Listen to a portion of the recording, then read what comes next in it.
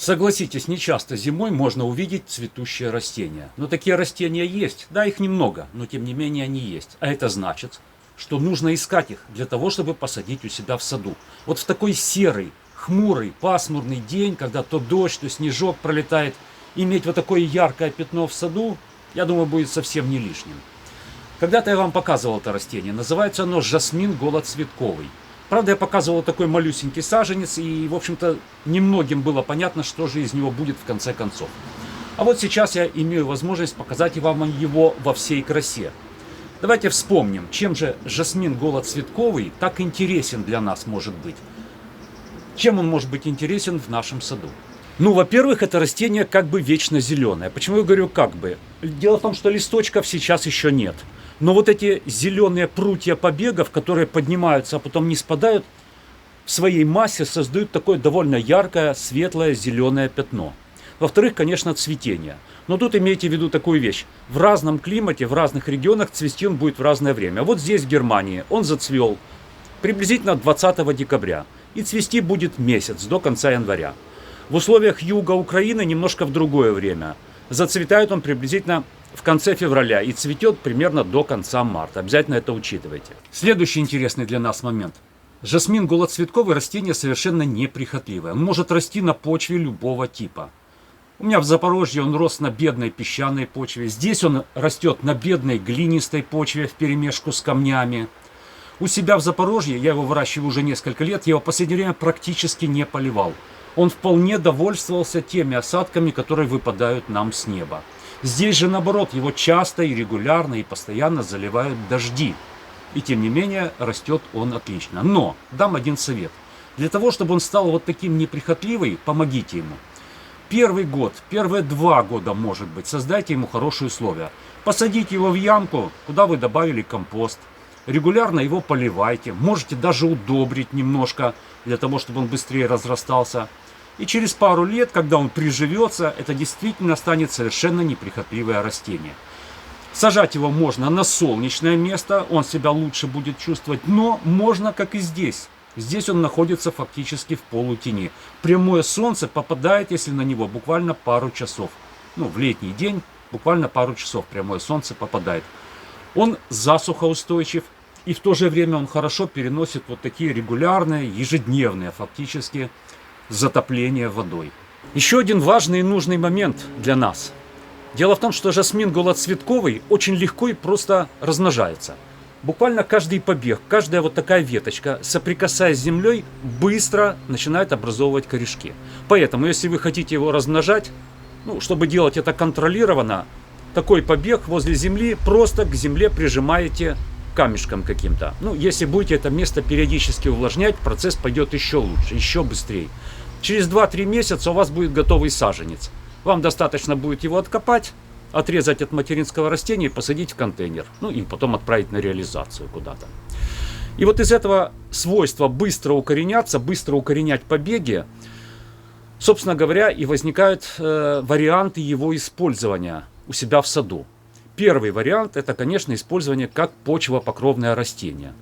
Вот эти побеги будут подниматься у вас на высоту примерно 50-60 сантиметров, не спадать и снова укореняться на земле. В результате вот такой кустик, посаженный на какой-то поверхности земли, будет потихонечку по этому участку расползаться, занимать отведенное ему пространство. Второй вариант, похоже, использовать его для укрепления склона. Фактически как здесь. Здесь склон небольшой, он посажен, правда, он поднялся уже выше склона, но тем не менее, благодаря тому, что он здесь посажен на склоне, этот склон не смывается сюда с него земля. То же самое, он потихонечку будет расползаться по этому склону и удерживать его своими корнями.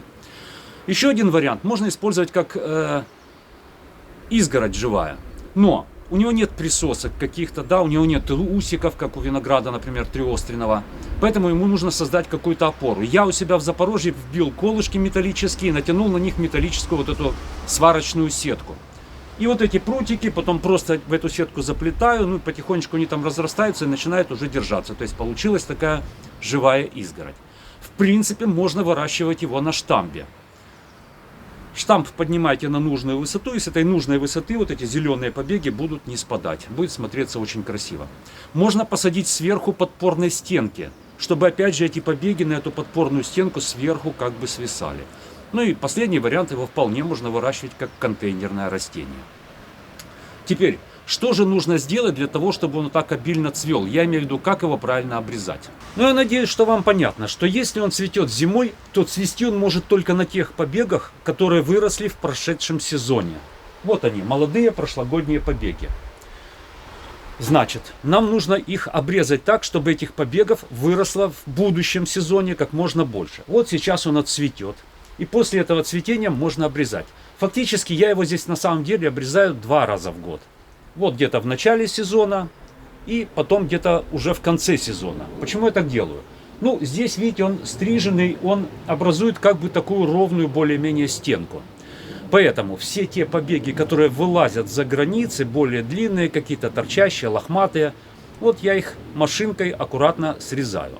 Что в результате получается? Просыпаются спящие почки после такой обрезки и образуются новые побеги. Этих побегов становится больше. Значит, в следующем году зимой на них цветение будет еще больше. Единственное, как я сказал, я обрезаю еще в конце сезона. Вроде бы не надо было бы, нельзя.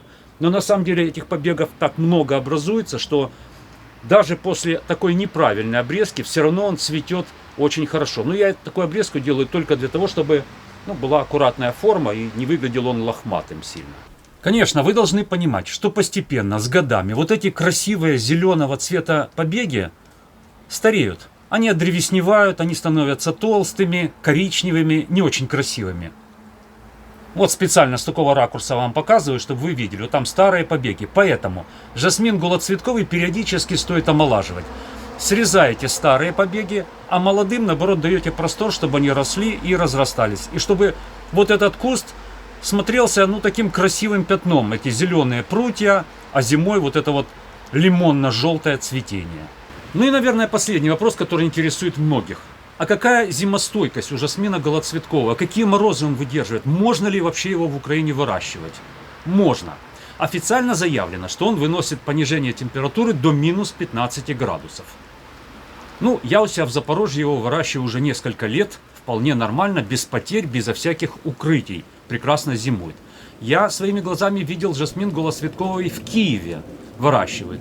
Там температуры, конечно, могут опускаться ниже, чем минус 15 градусов. Поэтому периодически, вот когда такие именно сильные морозы, на него набрасывают агроволокно. Да, где-то кончики ветвей могут подмерзнуть, но в целом он прекрасно переживает эти зимы и в Киеве. Повторюсь, возможно, периодически в сильные морозы стоит на него набрасывать агроволокно и немного прикрывать.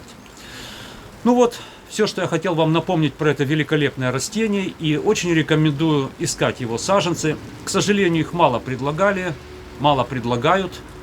Я в свое время его рассылал по всей Украине. Спасибо, что смотрели. Надеюсь, увидимся. Всего доброго.